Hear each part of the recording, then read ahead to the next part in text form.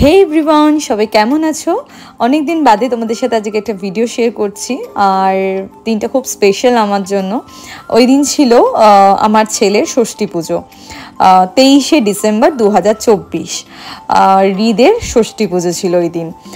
অনেকেই আমাকে জিজ্ঞেস করেছিলে যে তুমি কি আতর মানোনি, তোমাদের কি আতর নেই?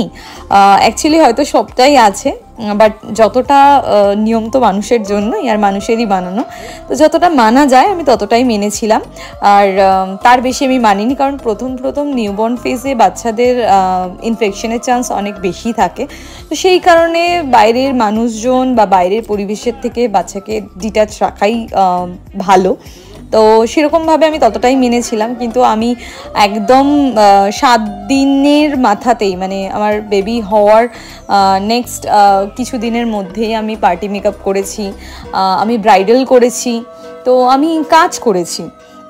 একদম সি সেকশনের পরই আমি 1 মাসের মধ্যে অনেক কাজ করেছি। তো অনেকে আমাকে জিজ্ঞেস করেছিলে যে তোমাদের কি আতর নেই, সেইভাবে তুমি কি সেরকম নিয়ম মানছো না? তো আমাদের বাড়িতে ওরকম কোনো রেস্ট্রিকশন নেই। হ্যাঁ, আমি বলছি না যে আমি মানছি না বা মানিনি বলে অন্য কেউ মানবে না বা না মানাটাই ঠিক উচিত, এরকমটা কিছুই না। তোমরা যেভাবে মানতে পারো সেইভাবে মানো, আমি যেভাবে পেরেছি আমি সেভাবেই করেছি। তো এই একটা ব্যাপার, একটা হাইজিনের ব্যাপার থাকে। তো আমার মনে হয় সেইটুকু মানতে পারলেই আমার জন্য, আমার বেবির জন্য ভালো। আর 21 দিন পরে সবারই একটা নিয়ম থাকে, বা আমি জানি না কার কার নিয়ম কীরকম কী। তো আমাদের বাড়িতে যা নিয়ম ছিল সেরকমভাবে আন্টি, মানে আমার শাশুড়ি মা, সেরকম কোনো ওরকম প্রেশারাইজ কিছু ছিল না যে এইটা মানতে হবে ওইটা মানতে হবে। তো ঠাকুরমশাই যেভাবে বলেছিল আমরা সেভাবেই করেছিলাম।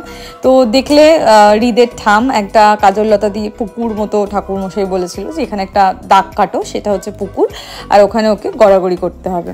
তো একদম যেহেতু ডিসেম্বর মান্থ ছিল, অনেক ঠান্ডা ছিল, তো একদম খালি গায়ে ওকে করানো সেটা সম্ভব ছিল না। তাই সেইভাবেই আমরা যেভাবে করতে পারবো সেটাই করেছিলাম। আর এই যে বলছিল যে ওকে এইভাবে জাস্ট এদিক ওদিক করো, মানে পুকুরে ও নামছে, স্নান করছে আর কি। আর ওকে মধু দিয়েছিল একটুখানি, আমি বলছিলাম একদম একটুখানি। তো ওই দিন তেল হলুদ ছোঁয়ানো হয়েছিল। অ্যাকচুয়ালি তার আগে সেইভাবে আঁতুড়ে করতে নেই, বাট আমি হয়তো অতটাও নিয়ম মানতে পারিনি। হ্যাঁ, তেল আমি এমনি ইউজ করি না, বাট যতটা আর কি মানা যায় আমি সেইভাবেই করেছিলাম। এই সময় হৃদের ঠাম হৃদকে কোলে নিয়ে আমার কোলে দিয়েছিল, বলেছিল যে আমার আঁচলে ওকে দোল্লা দিতে আর কি। তো সেইভাবে আমি দেখো এই যে আমি আঁচল পেতেছি। আর সি সেকশনের পর যেহেতু আমি মাটিতে বসিনি, আর আমি চেয়ারেই বসেছিলাম, আকাশ বসেছিল পুজোতে, তো এইভাবে দেখো আমি আঁচল নিয়ে ধরে আছি। তাসি আর আমার শাশুড়ি মা আর কি ধরেছেন, আমার মাসি শাশুড়ি আর কি। তো এইভাবেই ওকে দোল খাওয়ানো হচ্ছিল। তো যাই হোক, ছোট ছোট নিয়ম, এটা আগেকার দিনের একটা নিয়ম, মানুষেরই বানানো। আর এগুলোর মধ্যে কিছু ভালো লাগাও আছে অবশ্যই, আর কিছু তো রিজন আছেই। তো এই যে আমাকে বলছিল যা মন্ত্রফন্ত্র, মানে যেগুলো ছিল নিয়মের মতো, তো সেইভাবেই আমি আচমান করে নিলাম। আর এই যে তেল হলুদ আমার চুলের এটা দিয়ে, ডগাটা দিয়ে তেল হলুদ নিয়ে হৃদের মাথায় ওটা লাগিয়ে দেওয়া। তো আমি তো একটুখানি স্কেপটিক্যাল ছিলামই, যতই হোক বেবি একদম ছোট, আর ওইভাবে তেল হলুদ আমি লাগাতে চাইছিলাম না, অনেকটা লেগে গেছিলো। তো সেই কারণে আমি, দেখো যে দেখলেই বুঝতে পারবে। তো সবাই সবার বেবিকে নিয়ে একটু পজেসিভ হয়, এটা নিয়ে অনেকে অনেক রকম কমেন্ট করে। তো সেটা যার যার ব্যাপার, তুমি তোমার বেবিকে কিভাবে রাখবে, কিভাবে বড় করবে, সেটা তোমার নিজের চয়েস, তাই না? যাই হোক, এইভাবেই দিনটা কেটেছিল। আর সেরকম খুব সিম্পল ছিল দিনটা, বাড়ির কিছু মানুষজনকে নিয়েই। আর এই দিন কিছু বাচ্চাদের ডাকা হয়েছিল। প্রথমে তো ভেবেছিলাম বাচ্চা সেইভাবে পাবোই না, বাট ঠাকুরের কৃপায় বেশ কিছু বাচ্চা পেয়েছিলাম। আর আগে যদি জানতাম না যে এরকম এতগুলো বাচ্চা আরও পাওয়া যাবে, তো তাহলে আরও কিছু অ্যারেঞ্জ করা যেত। তো জাস্ট একদম এই যে পুজোর প্রসাদগুলোই দিতে হয়। আর ওকে জিজ্ঞেস করেছিল, দুটো হাঁসের ডিম রাখা ছিল, আর ওখানে মানে একটা খোড়া হাঁস কোনটা, এইরকম কিছু একটা ঠাকুরমশাই জিজ্ঞেস করছিল। তো যাই হোক, এইভাবেই নিয়মগুলো যা মানে আমাদের যতটা আর কি করা যায়। আর তখনও কতটুকু ছোট, একদম এক রত্তি, আমি ওকে গুটি পোকা বলতাম দেখো। আর এখন উনি পাশে একদম তাওয়াই করে দিচ্ছে। যাই হোক, তোমরা হয়তো ভয়েস ওভারে ওর গলা পাচ্ছই, এখন পাশেই আছে।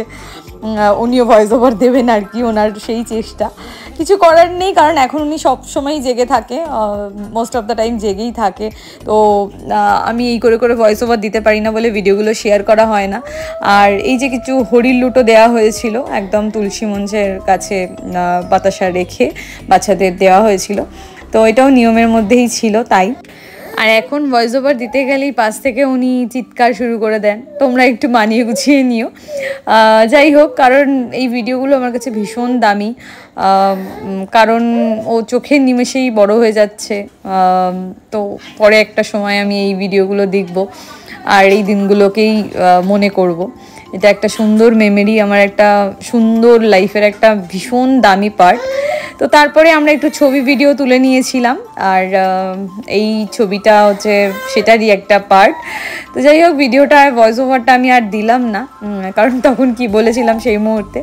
আর এই যে আমাদের একটা ফটো সেশন গ্রুপ ফটো হয়েছিল তোলা, সেটাই তোমাদের সাথে শেয়ার করলাম।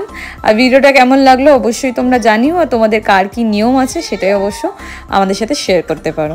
ঠিক আছে, আজকে ভিডিওটা এই পর্যন্ত। ভালো লাগলে একটা লাইক কমেন্ট করে দিও। দেখা হবে নেক্সট কোনো দিন নেক্সট কোনো ভিডিওতে। টাটা।